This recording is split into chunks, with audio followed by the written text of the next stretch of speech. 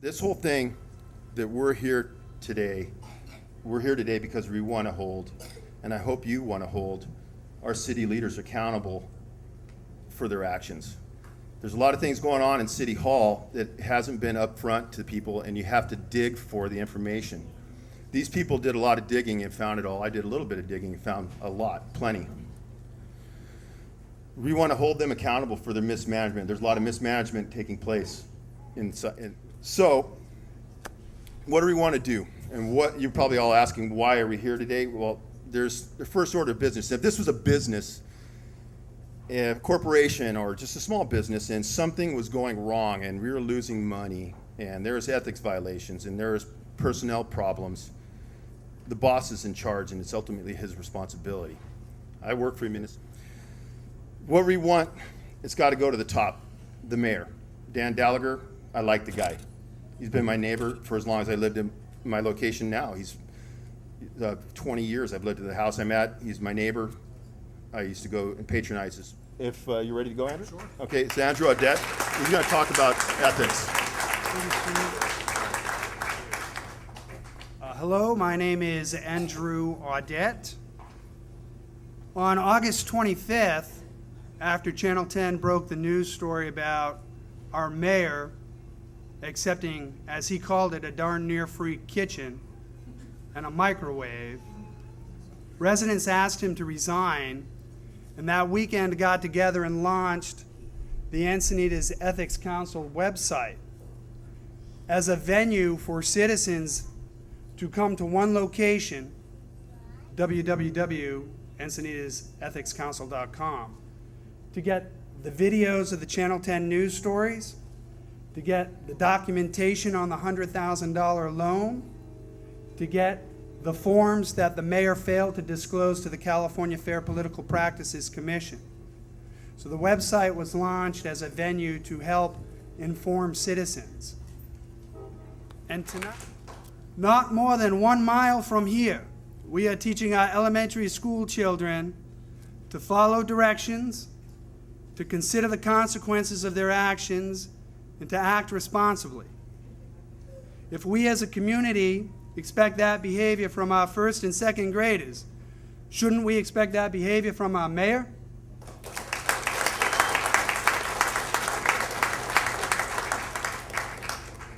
How can we trust that there is trust and transparency? How can we have trust and transparency at City Hall if elected officials place self-interest before the interests of the public?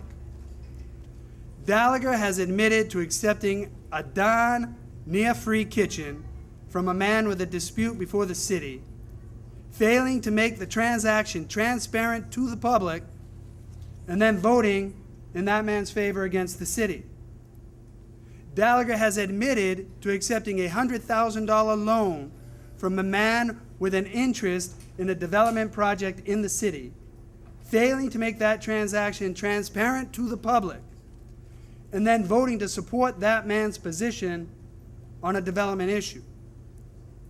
The truth is that when it came time for Mr. Dalager to act responsibly, to consider the consequences of his actions, and to follow the directions of the California Fair Political Practices Commission, and to make transparent these transactions, he told no one and not reported. What other special interests has he voted for and not disclosed? Dalager said the appliances were obsolete. He told the Coast News no complaints had been filed and he was working with the FPPC. He said in his campaign flyer that he had asked the California Fair Political Practices Commission to investigate. The truth is, we found those obsolete items online and at Pacific Sales. The fact is, multiple complaints have been filed with the California Fair Political Practices Commission. In this letter, dated September 10th, we want to thank Scott Halibran and Suki Brar of the California Fair Political Practices Commission. In the campaign flyer, Mr. Dalager says that he has asked the state of California to review and investigate all these allegations. The letter from the California Fair Political Practices, says, Mr. Dalager, this letter is in response to your request for advice on behalf of yourself. The Act requires us, the Commission, to provide written advice to any person. However, the Commission may decline to do so if it would be inappropriate or otherwise not in the public interest to do so. After a careful review of the facts you provided, we decline to provide you written advice at this time.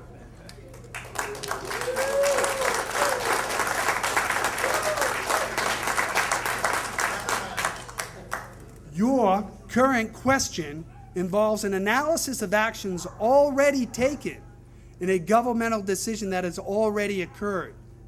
Issuing advice at this time would relate to past conduct and therefore would not further the impartial, effective administration of the Act. The Commission must decline to give advice at this time as the same or very similar issues are currently the subject of a pending investigation by the Enforcement Division. This past weekend, as I drove around town,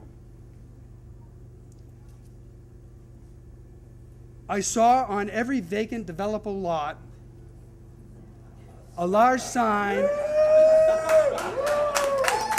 for Dan Dalager and Kristen Gaspar. I learned today from the Encinitas Taxpayers Association that much of the campaign funding for what I refer to as the Gaspar-Dalager ticket is coming from outside interest and development interest. How can we have trust and transparency if we have elected officials that are beholden to special interest? Who and why are interests outside of the city influencing our local election by funding the Dalager-Gaspar ticket? Gaspar is on record saying she won't pander to community activists.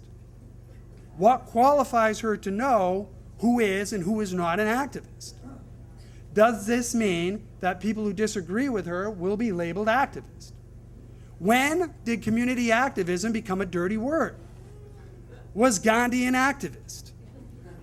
Was Martin Luther King an activist? Was Susan B. Anthony an activist?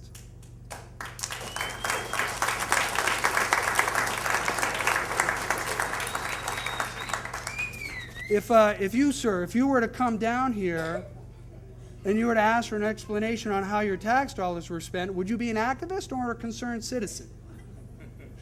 And ma'am, if you came down, ma'am, and you stood up and said, I want the general plan to be enforced, would you be an activist or a concerned citizen? Gaspar is on record saying that citizens who don't fall in line with her idea of how things should be run, she will label as obstructionist. Who is she to determine who is an obstructionist? Would she consider the founders of our country, people who simply wanted a greater voice in government, like George Washington, Thomas Jefferson, or give me liberty or give me death, Patrick Henry, obstructionist? The King of England did.